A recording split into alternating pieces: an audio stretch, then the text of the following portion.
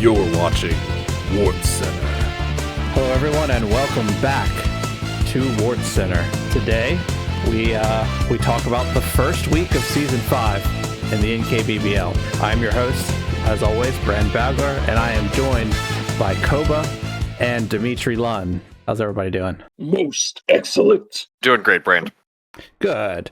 And unfortunately, I would also like to share that Tanaka is in Disney World, so he will not be with us this week. But he has given us his picks, and he will be with us in spirit. He is currently being held captive by a very large rat. Even straighter, that large rat is in the deep swamps of Florida. So yeah, we wish the best for Tanaka and wish him safe travels back to the studio next week. Yep. We pray for his safekeeping and his return home. He's a big lizard. He'll be all right. He's right at home. All right. Anyway, let's talk about these matches, shall we? So a lot of wild things happened, but we'll kick it off. Koba, you want to talk about the San Francisco Legion going down to the Matriarchs? What can Koba say?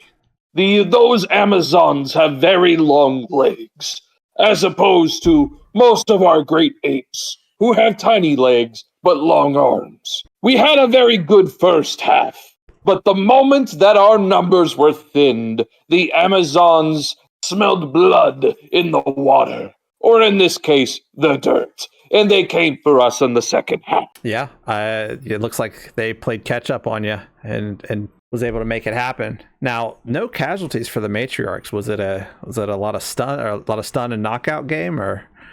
Many stuns, many knockouts. Okay. At one point, 4 players of mine were knocked out. Jesus. However, the Amazons also suffered about 2 KOs in that same time span. Yeah, and it looks like the Caesar's Legion was able to send Analyxia to early retirement. Most definitely. She deserved it. She was taunting a gorilla. She was let go after the game, so condolences for her. And Matriarchs are off to a hot start. Yeah. All right. Next up, the Neuroport Brainwave Blitzers fall to the Vermin Skulkers. So this one was very interesting, very high scoring, and the Skulkers shown that what they learned over the Sevens summer break, they have retained. That's definitely going to be the case, I think, going forward for these Skulkers. Just from my own personal analysis, having seen again my fair share of Skaven shenanigans in my own personal career, this is the definition of what the gutter runner threat really brings to the table for a lot of Skaven squads. There's just too many threats on the board at any given time, and I think that's why the Skulkers just kind of ran away with this game. The Blitzers, I think, not to completely discredit them, they're taking advantage of all the bodies they have on the roster. But I think this is a case where there's too many directions that the Skulkers could take this game at any given moment for the Blitzers to do anything about it as far as putting a win in the win column. Yeah, no doubt. And yeah, they scored early, scored often, took the worst end of the casualties, but at the end of the day, lit it up on the scoreboard. All right, and everyone got to see the Wildwood Eldar United take down the Guttersburg Rebels. So not a lot on paper here, but a statement game for Wildwood. Those elves simply do not mess around.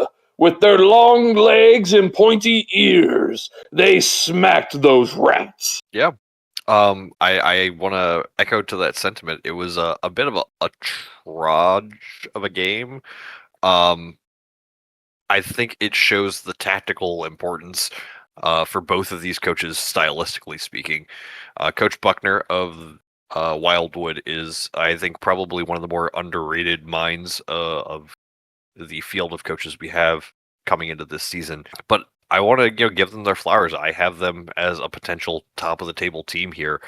And even in a low scoring, low event game here against Guttersburg, I think they proved why they're a team that is very capable of being on the high end of the board. Yeah, absolutely. And it's it's a big statement to come out and take down the former champ too. So great start for the Elven Union. All right, Dimitri, how'd the Rampage do? Well, I got to get a close look at the Rampage game once things started to unfold in Week 1's play out in the absurd graveyard of Findalay. It was a bit dark out there, I'll admit. So I think that might have contributed to why things got a little chaotic for the Rampage early, but they took control of the game in the way that it mattered, and that was in the final score. The Orcas, for a first time on the field, did a great job of pressing forward. They really, really direly wanted to keep Thunderbranch under control, and they kept Thunderbranch on his backside, just looking like a downed log for pretty much the entire second half as well. Unfortunately, that hard pressed forward aggression unfortunately had their ball handling suffer a little bit from it. They weren't able to properly protect the ball in the backfield, which is why the Rampage ended up getting a very bizarre sequence of events to score a second touchdown out of the hands of a dwarfen lineman.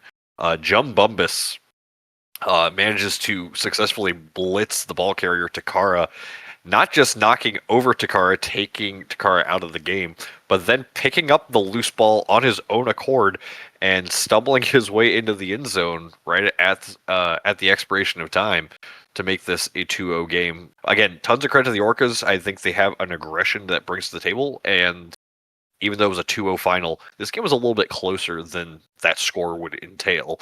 But I think the Rampage are a team that is still going to be capable of holding together their hodgepodge of pieces.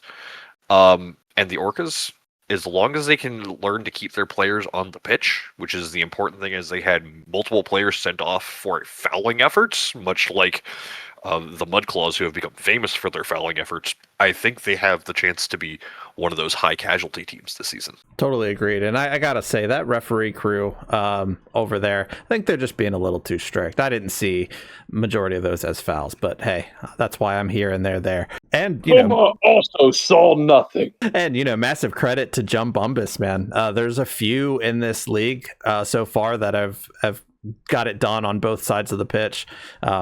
Rocking in that casualty and that touchdown is a great way to start. All right, and in our probably most depressing match, the SCLSU Mudclaws absolutely rout the Antekan Kings and make it hurt. So those Tomb Kings, they went down, and a few of them did not get back up. And it seemed like from the very first whistle, bodies were dropping, and touchdowns were scored for the Mudclaws. So you truly hate to see it. Absolutely. But you know, every new coach, I feel like, always has that welcome to the league moment. The Orcas can maybe share in this pain slightly, but not to the same degree. Welcome to the league. It does get better, but this is about the worst start you could have. Yeah, especially when you look down who is now the second all-time in the fouls column in Farmer Fran, who decided to just, as we mentioned with the Orcas being a fouling aggressive team, this is the fouling team in the Mudclaws, stylistically, and Fran is the front man for that appearance. And like you said, you hate to see it, and I feel bad for Antekan. I don't actually have high hopes for really either of these teams. I think this is going to be a bit of an anomaly game in my personal taste. But the Mudclaws just absolutely put the foot in and just did not let off the gas. Mm-hmm. Well, yeah, Antekan at least gets a little bit of a break with a slightly lower armored team next week. So look forward to their bounce back. All right. And in Brandon Bowl 7, the Charges take down the Aliens. I believe we talked about it. Coach Coyle is now 5-2 against the other Brando. So a magnificent display by the Chargers. However, it looks like they were worse for wear. Oh, yeah. So obviously the Chargers walk away with the win here, but the Aliens made it hurt, mostly off the back of Diablo Zod. He was on the casualty count early and often. It seemed like every turn he was causing some sort of injury. It's always a great thing to see. Blood for the blood god. Absolutely. But all things considered, with the 5 casualties, statistically, the Chargers make it out relatively unscathed, only losing Lightning Tom for the next match. So not too bad. But yeah, this was a very strange game. The touchdown came in early for the Aliens, I believe. Let me see. Nope. The touchdown came at the end of the first half for the Chargers. That was a fight where the Chargers had lost the ball multiple times, had to pick it back up, and it came off of a insane handoff from a goblin to Gate Smasher to get it done. Then in the second half, with all of those casualties that had been taken, the Chargers didn't have much to field for the second half, so they chose to play aggressively and pop that ball out at the end in order to get that early second score. And then in garbage time, even with the conditions of the pitch and the -1 movement, the Aliens found a way to pick the ball up, hand it off to the lineman Charlie, and go get that go-ahead score on turn 16, just to put something in the touchdown column. So it was a heck of a game, and we always look forward to the next Brandon Bowl. Okay, now let's talk about stats. We've finally got a week of season 5 under our belt, so now we can honor the players who are at the top of the leaderboard in each category. So added this week from last week, it's not a new stat. We've had it since season 1, but I do want to call it out now. We have a player of the week.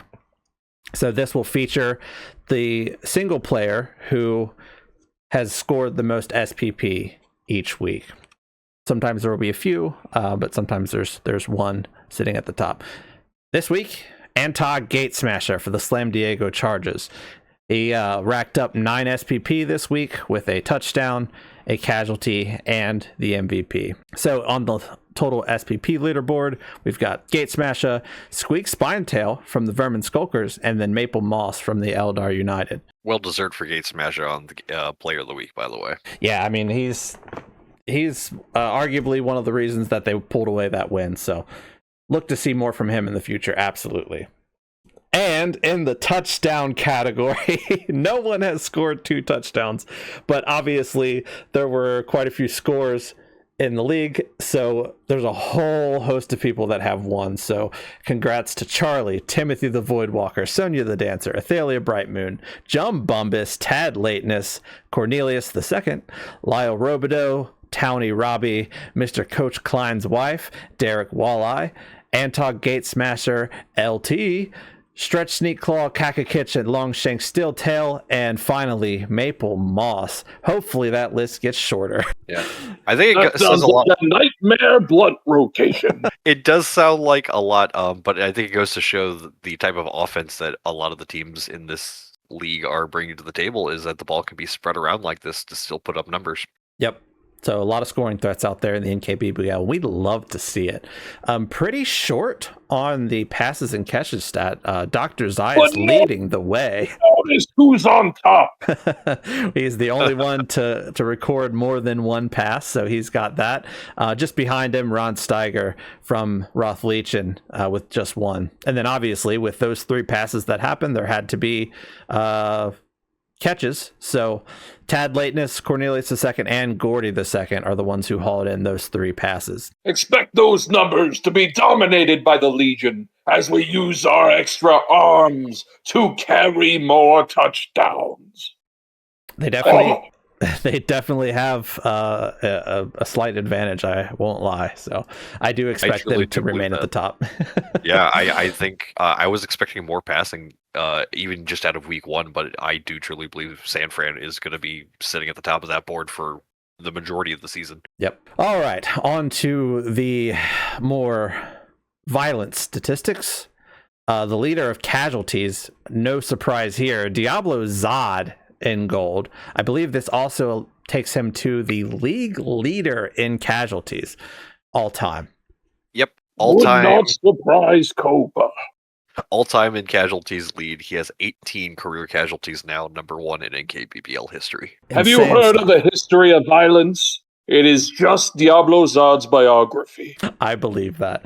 But just behind him, and maybe in the footnotes of that novel, Mama, Squeak, Spine's Tail hang out at Silver, and then a whole host of one casualty friends, Patella Makufi, Snet Throwflings, Skilla Sin Flare, Ulrich Doomripper, Hawaiian Pizza, Freud, Malia, Jumbumbus, Ishmael, Antog Gatesmaster, Jaw Basham, Woodland Stump, and Thorn. So congratulations to those casualty leaders. As we move on to fouls, again, no surprise here as we had the dirty player of last year.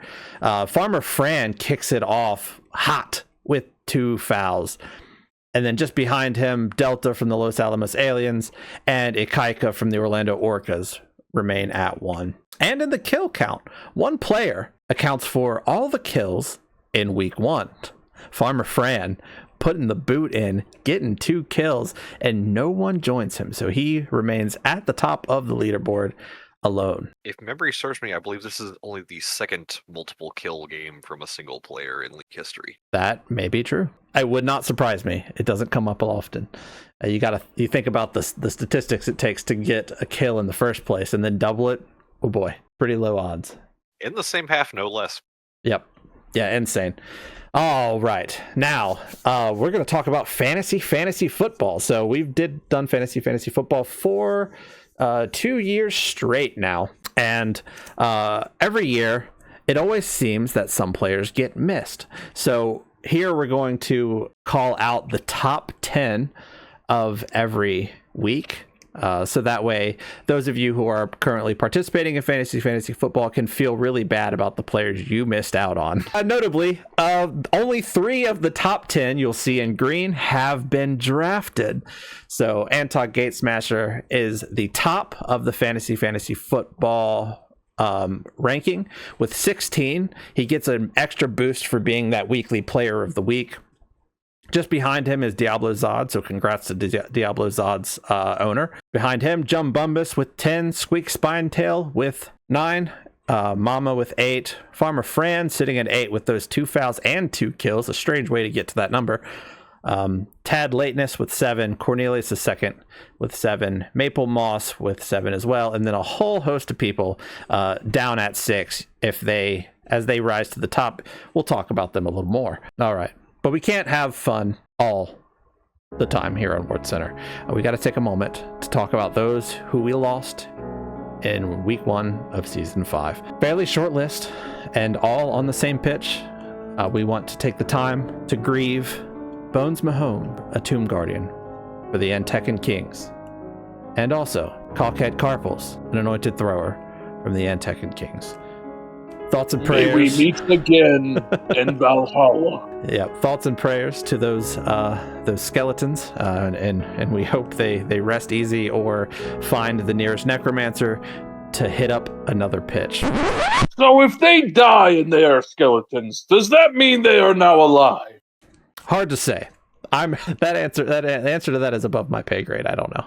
Furthermore, those kills were in a graveyard already, so I feel like they kind of square root of to the process as far as the resolution.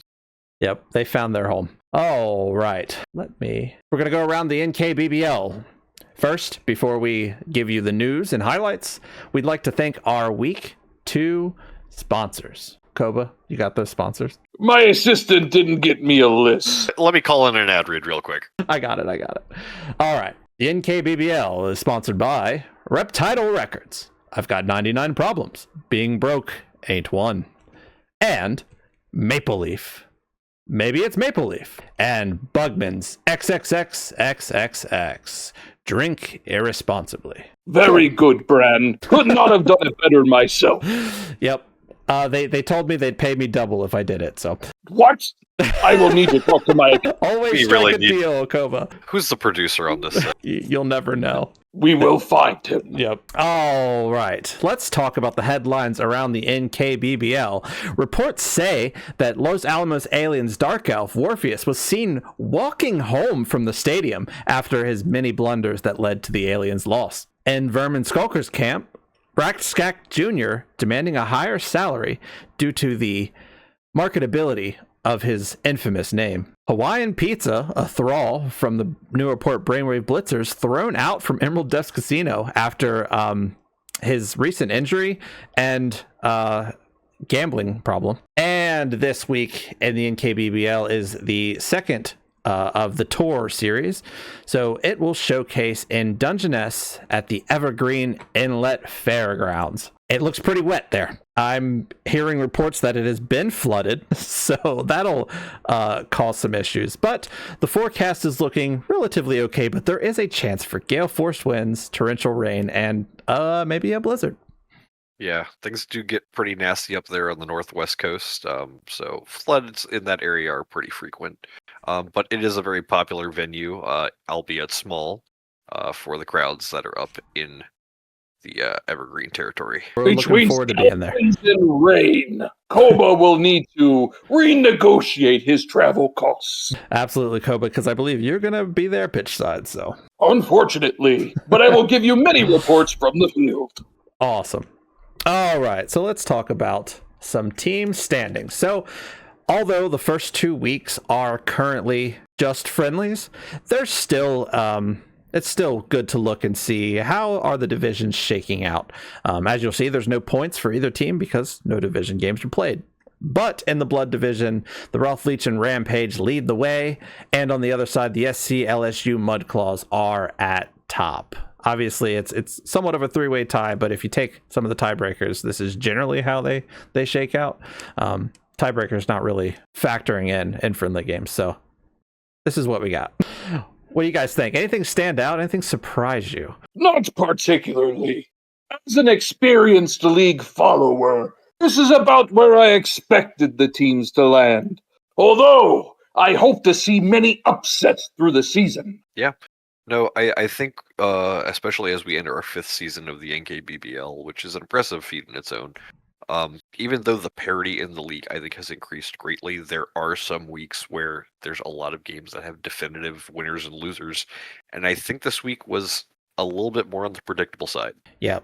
I think I'm shocked a little to see the Rebels so low, but it's only 1 week, and it's a friendly. It's one you can afford to drop. But yeah, everything was pretty good. Also, I do want to note, I got some grief about making everyone here not select ties in the pick'ems, and look what we have here. Just want to say, no ties. No ties. That I will say, when we come to the review for pick'ems, there are more than a fair share of games that are games that would have been ties. Yeah, for sure. But yeah, we'll see. It's fine. Ties will end up being washes in the pick'ems. I don't know. Is that a good idea? Maybe not. Okay, so roster changes. So the Antekan Kings, although they lose a Tomb Guardian and a thrower, they will see another Tomb Guardian out miss next game for an agility bust. Getting pretty dire there. They didn't receive enough SPP to get any level ups, but next week is always another chance to improve. Not much change also with the Guttersburg Rebels with their low event game. They see Jojo Bizarro missing next game and picking up a niggling injury, but everything else remains unchanged. For the Los Alamos Aliens, also elected to change nothing going into their week 2 match. Their dedicated fans do fall 1, and Oscar will be sidelined for just a week. The Newport Brainwave Blitzers lose Sushi to a niggling injury, but other than that, nothing changes. And now we get to some actual changes for the team. So after that win, the New England Matriarchs dedicated fans do increase. They do hire a new tribal linewoman, but as is known from the Matriarchs, they are very delayed in announcing their new players. So we know they like to keep it a surprise, so we don't like to break the news first, so you'll find out when we find out.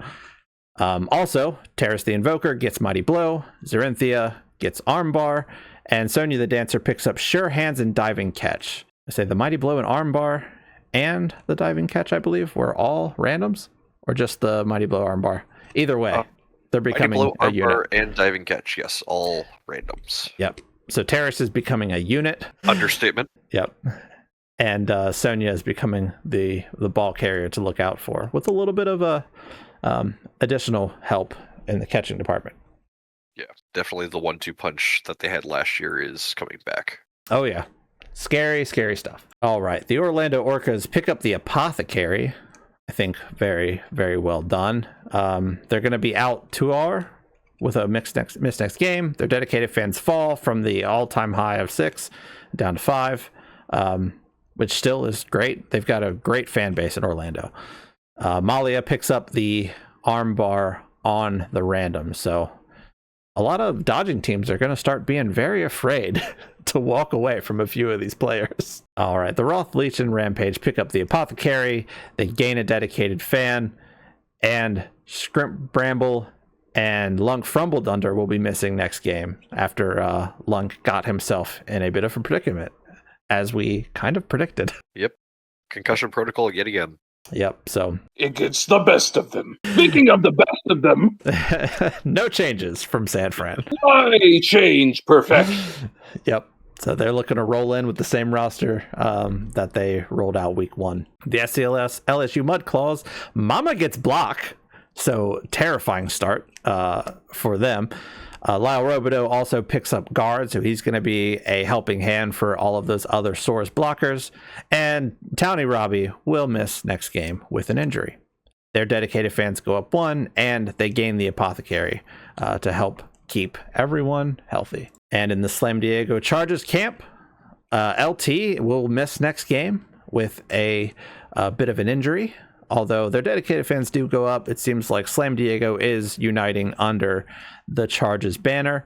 And Antog Gatesmaster, after a breakout game, has taken tackle to try to help him manage a lot of the more dodgy teams in the league. All right, the Vermin Skulkers. Kakakich picks up Wrestle to become that ball sacking piece that you want to have. Squeak Spinetail gets Mighty Blow. So Squeak is becoming as good as Rackscat from last year. He's the force of this squad. But they will be missing Clash Claws and Raticate, which is par for the course for Skaven. All right, and the Wild Ward Eldar United, Maple Moss picks up Wrestle. So again, it was a low event game, not a lot of SPP tossed around, but Maple Moss is making themselves a hell of a catcher. Also enough cash to pick up the Apothecary to keep a lot of those AV8 pieces surviving. Okay, that's the updates. Now let's talk about the pick'ems. So the way that I've decided to score the pick'ems is if you get it correctly, you get 1 point. If you get a perfect pick, meaning you get the score correctly, you get a bonus point. So with 5 correct points and 4 perfect picks, Dimitri Lund lighten up the scoreboard. Holy. Just behind him, Tanaka, and down at the bottom fighting for last place, myself and Koba. We are dreamers, you and I. Yep. Conversely, I am a prophet. Yep. Well, it's early, so there's plenty of time for us to catch you. But well done. Years of experience on the pitch will get you places, but predictability, as I've mentioned, only comes at certain points in the year. Yeah, we'll see. I've got a lot of bold picks this week. I think it'll go a lot better for me. Speaking of those picks, let's get into the games. In week 2, we will see the SCLSU Mudclaws take on the Wildwood Eldar United. For the SCLSU, they're going to come in at 1220 TV. Being the most scoring team in the NKBBL this season, they are end zone obsessed. Also, how effective is this new Farmer Fran going to pay out? He has been absolutely amazing. And with the addition of block, Mama's real angry. And I fear that she's got a lot of teeth and no toothbrush. Over for the Wildwood, they'll come in at 1035, so they'll have a little bit of money to spend. Are we going to see SCLSU get mossed as Maple Moss picks up the additional skill? And the real goal for their Wildwood is they got to stay alive. If they want to come out with this one, they're going to have to skirt around this heavy force of the Lizardmen. And only putting in 1 touchdown last week, they're going to need some increased production because it seems like SCLSU is trying to light up the scoreboard each and every week. So Since Tanaka's not with us, I will give you his picks. He's going SCLSU. What about you, Dimitri? I think this is going to be a very interesting game. Picking on our favorite word from last season, we'll pick it up again. All three coaches that were new to the league last year are taking a huge leap forward, especially after they made a run through the summer circuit. So this is going to be one of those head-to-head matchups that I think will be a big deal game in league history going forward. I have very high hopes for this Wildwood squad. I do have them as like that team that just misses making the finals. And conversely, I think the Mudclaws are a great team. I don't want to undersell them whatsoever. But I think they're probably a little overrated coming into the season, and their week 1 win over the Kings was a bit of an anomaly. I have Wildwood winning 2-1 here. There is a gap in the TV differential here. They do have room for some of the fancier inducements, especially for an Elven team, and that's when things get a little tricky, in my opinion. When Elves do get access to those extra tricks that they can add to their playbook, depending on the level of creativity that Coach Buckner brings to the table here, I think this is a game where, as it was mentioned, it's a matter of staying alive. They do need to make it through the game, but as long as they keep enough buys on the pitch, I think that the Elves will outproduce them in the scoring column. The aggression is definitely going to be in favor of the Mudclaws. I expect this to easily be another game where they're putting up 3, 4, or even more casualties. But I think the scores at the end of the day go to the Elves. All right. Koba, what's your take? The exact opposite. I predict that the Mudclaws will shred through the Elves. You see, some of these lizards have much longer legs, and in doing so, will extend the claws on their feet across the necks of the short elves. Very good, very good. Yeah, for me, I'm going 2-1 Mudclaws. I think, honestly, it's just one of those situations where SCLSU is looking really scary. With the amount of block they have and the speed with the Skinks to get around, I just see this as an instance where Wildwood starts to run out of skilled players pretty early on. But there's always that window for Wildwood to just run up the score and get away. So, never say never. But at the current point in the season, my edge goes to the SCLSU Mudclaws. Okay, Matriarchs versus Chargers. So Tanaka wanted me to let everyone know that the Chargers limped into week 2 after a hard-fought victory. The Matriarchs came back from 1-0 to win their match. Both the coaches are founding members of the NKBBL with dozens of matches under their belts. Chargers have some money to play with, but it's hard to ignore the daunting task of keeping Sonia the Dancer down. He's saying probably a tie, but he's giving the edge to the Matriarchs as they're generally faster and do have a passing option. So 2-1 Matriarchs. Dimitri, how about you? I actually share a lot of those sentiments. This is two very well-established coaches, both of them coaching teams that are right in their wheelhouse stylistically. In a similar vein, I think this is probably one of those candidates for a straight-up tie. I would have picked a 2-2 draw, given the opportunity, just from stylistic play. But I'm actually going to take the Matriarchs 3-2 here, just because I think in that vein, this could quickly turn into a high-scoring game. Neither team is particularly fast. We're just talking about Amazons and Orcs here. But they are two teams that are willing to go blow for blow, not necessarily in the physicality of the game, but in the tempo of the game. So if I had to swing it one way or another, I would actually think the game would trend towards a higher score than a lower score. I think the preparation by taking tackle on Gate Smasher is going to be one of those impact decisions that will really make a point here. But I have Matriarchs as potentially the champions this year, and I'm going to keep the favor on them at this point. Alrighty, Koba. Oh. Koba also said Matriarchs. You can go ahead and hit it. It's okay. No, you see, this never happens. I swear. They pummeled our baboon asses, and Koba foresees this happening for silly orcs as well. All right, excellent. I realized I never read any of the text above there, so I'll take the time now with my pick to do so. So a little bit of TV will go to the Chargers as they are lower, the underdog here. Sonia and Athalia lit it up week 1. So we're going to expect a little bit more of that. The thing with the matriarchs is how well do they bob and weave, right? Dodge, reposition, and stay effective in the match. And this is a good opportunity to run it back. The last time these two coaches saw each other were in the playoffs last year, in which the matriarchs took down Coach Coyle's team. So they want to see the same results as that time. And on the other end, so are we going to see the opening of the floodgates? Basically, is Gate Smasher going to become the all-star for this Charger squad? They're going to have to do it without LT, since Lightning Tom is on the sideline for at least a week. And like I talked about that last match, this is Coach Coyle's revenge. Can he get it done in a friendly match with the stakes completely removed? I think he can, because that's my coach. That's my boy. It's 2-1 Chargers. Whatever you say. All right. Brainwave Blitzers take on the Orlando Orcas.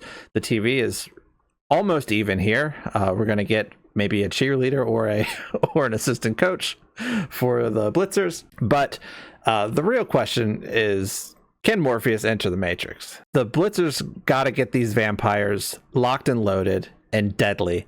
And I think Morpheus is the key. They need a little bit more out of him. Obviously, also, they're going to have to keep their bloodlust in check, because they can do just about as much damage to themselves as the Orcas are going to try to do to them. And I'm being told that's some text that did not get changed. So apologies. Ignore the bottom one. And the Orcas, they received their welcome to the league moment under their defeat to the Rothleech and Rampage.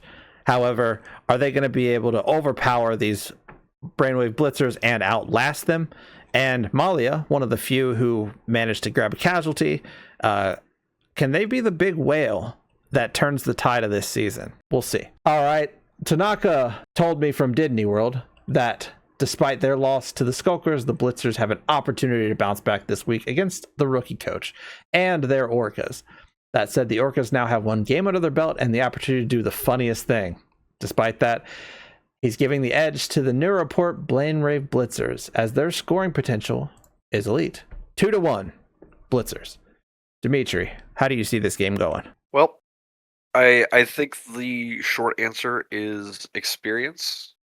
As I've often said before, will win you games, and that's why I'm going to put the edge for the Blitzers here. But I want to make this perfectly clear. The Orcas have already picked up a taste for blood, a bit of aggression, and as we mentioned, the bloodlust is going to be one of those things we have to keep an eye on. I think with only level 1 vampires at their availability right now, the Blitzers are going to struggle at points in this game. I think this is going to be a game that is, much like last week, a game where the Orcas are actually going to be the more aggressive team and the more successful team in the casualty column. But I do have the Blitzers winning. I have it 2-1, just because the Blitzers are a team that has the coaching behind them. They have the ability to, find their way into the end zone, stylistically speaking. But I would not count out this Orcas team from being capable of shutting down the Blitzers if things go south quickly. Perfect. And apologies, there's just typos all over the page. But you get the point. We have the official record for the pick'ems. All right, Koba, what you got? Oba, as just revealed by the slide, thinks that you saw nothing. the Blitzers are going to eat the Orcas for lunch. I hope that Orlando has great seafood, because that's what the Blitzers will be eating. Excellent. All right. Nothing against the Orcas. They have great potential for violence. But I've seen these Blitzers and they look hungry. Yeah, I gotta agree with you there, Koba. Like I said, I haven't had the luxury of seeing these Orcas play live, but I just have a lot of history seeing how newer coaches fare. It takes a few games to get this sport under your belt. So I think it does go 2-0 as well to the Brainwave Blitzers, but I think after this slight drought, the Orcas are going to start racking up wins. All right. The Antekan Kings desperately look to turn their season around against the Guttersburg Rebels, who may also be desperately trying to turn their season around after both going 0-1 to start. The TV is surprisingly similar here, but that tends to happen when you lose multiple players. And for the Antekan Kings, all Tat remains becomes the lone thrower in the backfield. So I think handling the ball is going to be a bit tricky this week. Are we seeing the death rattle this early from the Antekan Kings? Who knows? We've already lost two to that horrible 15 and 16 on the D16. Hopefully they are able to stop the bleeding and don't lose more. And with this matchup, I think it's really important for the Kings to just control the line of slaughter. They're going to have the better control with the bigger bodies, able to spread out and take one-on-ones more effectively. I think that'll be the key to the game for them. But on the other side, you got to ask, where's Flint Reaver? I mean, Funk was almost non-existent in that game. And I think to turn this season around, we're going to have to start seeing people get funked on. And this, with losing one of their goblins, I think they're going to have to really rely on the Skaven half of this team. So can the Rat Pack carry the load and get it done in week 2? And how is Sir Reginald going to fare? He's used to being the biggest guy on the pitch, but now it seems like he's going to be a little bit outnumbered. Not as outnumbered as he would have been if a few of those Tomb Guardians had survived to week 2, but still 2 against 1. It's going to be tricky. Okay, Tanaka. Sorry, his writing is horrible. He says the Kings suffered arguably one of the unluckiest week 1 performances of all time. And I gotta say, that's an understatement. With that in mind, Tanaka expects their luck to at least marginally improve, especially against a Rebel squad that is severely weaker in the strength department. Although it will be hard to outscore a team featuring a severe speed advantage, the Kings have the opportunity to sneak this one out if they can clear enough of the pitch as soon as possible. So Tanaka's got this going 2-1 Rebels. Dimitri, what's your expert opinion as our leader in the pick'em? Well, I'll be upfront with it, and it's kind of the obvious one for it. Gunnersburg taking this one 2-0, and I actually only have it as 2-0 because, as we've mentioned here, Funk Flint Reaver completely invisible in week 1, in a matchup that I think was again a closer matchup than I think some people might have taken it for, in that opening matchup. So this is their chance to bounce back and flex a little bit of what strength they have, especially being a team that has access to a gutter runner. But if there's ever a chance for the Kings to, hold themselves together after, the way they got beaten in week 1 themselves, this is a good opportunity. They have a strength advantage in most situations. We talk about the Skaven being important for the Rebels, and this game is, I think, a prime example of how important they're going to be just to even have the strength 3 square up with all the non-Guardian players on the pitch. They don't have, all the mutations and tricks that a Underworld team usually starts getting access to pull out because it's just too early for that. They're going to probably run right past the Kings at the end of the day. The Kings also, being down to only one thrower, are even more hamstrung on their ball handling ability. So I'm not 100% sure how it's all going to play out, but I can tell you with certainty the ball's probably going to end up in Flint Reaver's hands at minimum 2 times. So that's the way I think the match is going to swing. But I mean, there's a lot that could unfold here in a low TV game. Indeed. Koba, what do you think? Koba sees this going for the Rebels. Now, nothing against the Kings. However, they took quite a thrashing last match.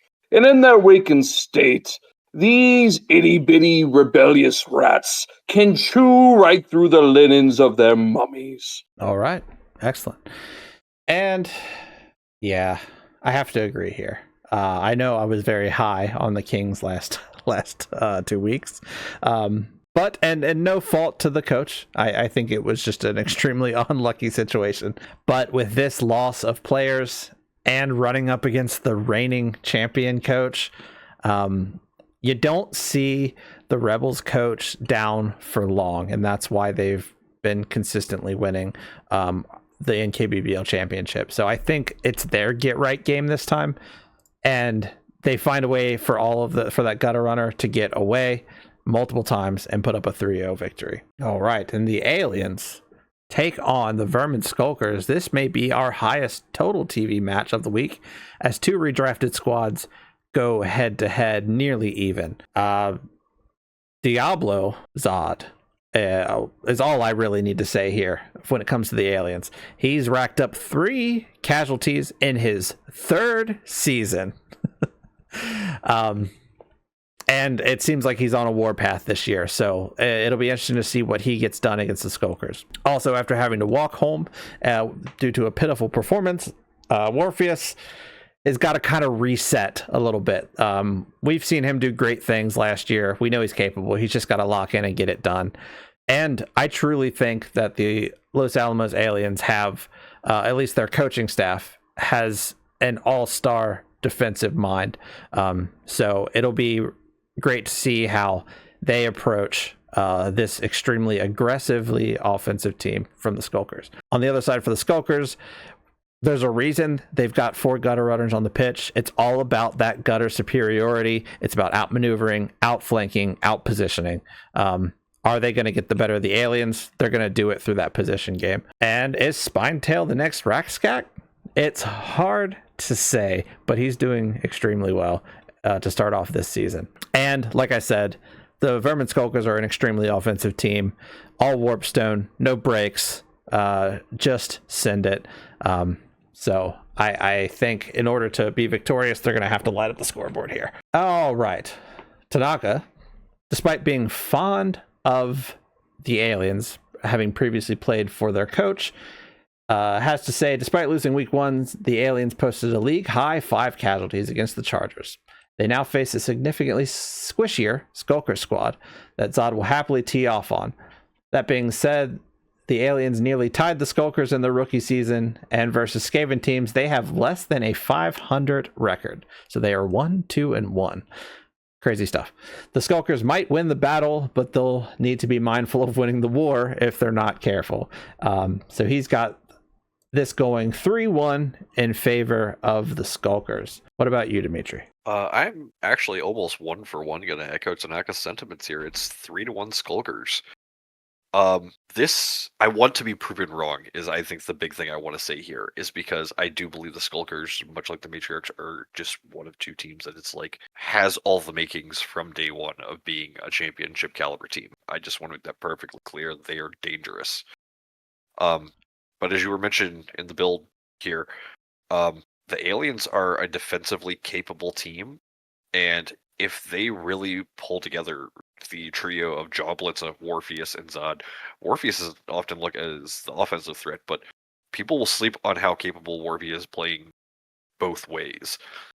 This game could possibly go south for the Skulkers if things get hairy. I would love to see the aliens pull what I think it would truly be an upset in this situation. They are notoriously the giant killers, and in the preseason, I mentioned the aliens are kind of now the giants of the league for as long as they've been around. If there's one team that could still kind of be that giant that they want to beat, it's the Skulkers. I think realistically, the Skulkers are going to take advantage of the 4-headed threat and just run past them for the actual win. But how many rats will be on the pitch at the end of the day? We've seen plenty of games where there's just Skaven bodies strewn across the board.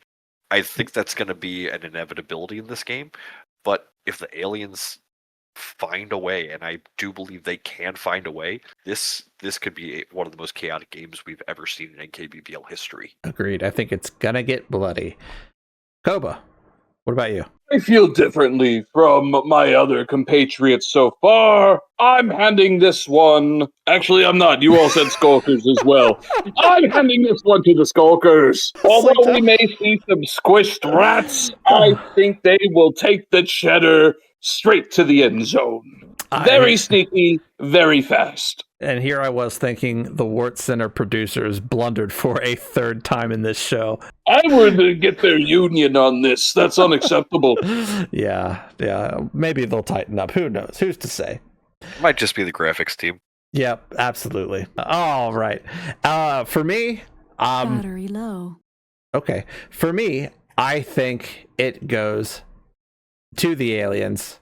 2-1, and the reason I share that is kind of to echo what Dimitri said. It's about that war of attrition and the defensive minded coach keeping himself in a position to always stop the score. So I think Aliens take control of it here. Yeah. And I do want to mention, we definitely spoke on how the Skulkers were dominant in the Summer Sevens League as well. If there's a way the Aliens are going to win this game, and not to like try it and feed into playbook strategies, but the Skulkers have a habit of getting themselves gummed up on the sidelines, and the Aliens are a team that's very capable of funneling teams in the right direction. The way that the Skulkers lost the Summer 7 title was because they got gummed up on the sidelines. And again, this comes to strategy and good positioning, but there are 4 gutter runners this time, not 2. So we'll see. It's true. There's a lot of variables. It'll be a fun one to watch. All right. And the Roth Leech and Rampage take on the San Fran Caesars Legion. I know a lot of people in the booth with me are very concerned about the outcome of this match. So for the Rampage, they're going to see themselves a little short, but also a little long, because they're short a couple dwarves, but they get a few humans. So I don't know how that works out in the leg length calculation. Koba's going to have to run the numbers for me, but either way, they're going to be a little short-handed and long-legged this week. And is Thunder Branch, I mean, we're getting into fall here. Is Thunder Branch going into hibernating? Are the leaves falling? We didn't see a whole lot from Thunder Branch last week.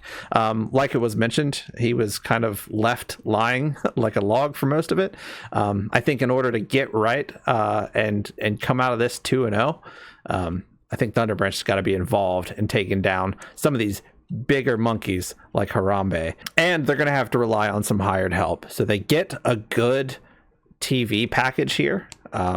It'll be interesting to see what they do with it. On the flip side, the San Fran Caesars Legion, those monkeys got to relearn how to climb the tree and do something similar to what I think the Orcas pulled off and keep that big tree out of the equation.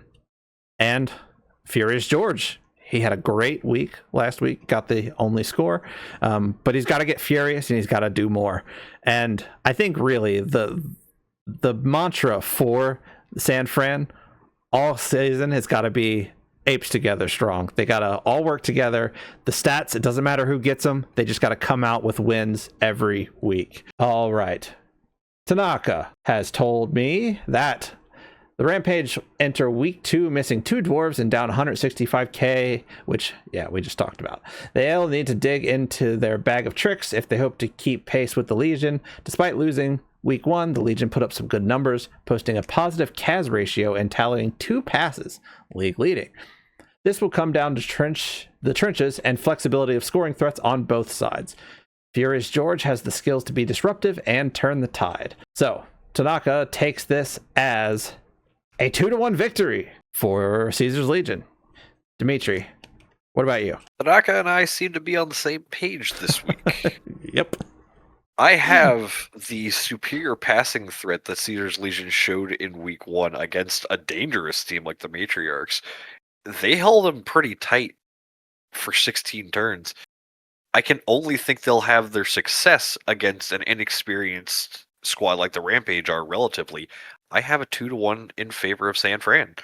The Rampage are still trying to put it together. They're down 2 of their dwarven bodies, so they're missing some of that girth that they really need. The legs might be short, but they are very wide to compensate. With just a couple of human bodies to fill the gaps, I don't know if that can really square up. You might need 100 guys if you want to take down a gorilla. So with that in mind, I do believe that the Rampage they're not going to go down without some degree of a fight. It's a very capable team. They're very well coached. They've got some very famous players on the pitch. They've got some very famous players on the sideline, helping, make sure they know what they're doing here. But I think there's still a lot of pieces that have to come together, even with the advantage of an inducement package that may give them some of that compensation that they're going to be looking for. But there's a lot going for Caesars Legion in this one, as long as they, I think, approach the game the same way that they did against the Matriarchs in week 1. I think it'll come out as a success against the Rampage in week 2. Incredible. All right, Koba, what do you think? It's great to hear some respect on the name of my alma mater. I also predict that the Legion will take this 2-1, not for lack of skill on the Rampage's part, but just because the apes are together are strong, as you so eloquently put. In fact, the graphics team did screw up for a third time, so here you go. I am mad at this. Oh my god. Okay, anyway. Someone copy paste the Caesar's Legion graphic back over. Yeah, it's fine. Plaster it on with It's tape. fine. It's only been 1 week. We'll get it right. Sometimes we gotta stumble off the starting block in order to truly glide. Great. Sorry, Koba. All right. Well, as for me, I think the Rampage, even though they're short-handed, short-legged, I don't know. I think they get it done here, and I think they get it done as a 2-0. Just because there's a coach that's been to a championship. I think that expertise comes into play here. A coach that has lost to the same coach that he's facing on the field. You're right. You're absolutely right. Curious. But we'll see. We'll see how it goes. Anything else from the cast and crew here before we take it all away? After again, fairly predictable week 1, I think there's a lot of chaos that can come out of these week 2 games. So don't be surprised in the slightest when we come back to you for our next episode of Wartscenter, talking about some absolutely absurd things that are going to happen this week. Yes, absolutely. I think things are going to get nutty. That's my prediction. But anyway, Very bold. Yes. But anyway, we thank you all for watching here on Cabal Vision North. This has been Wartscenter. Thank you and goodbye. Good night, everyone. Yeah.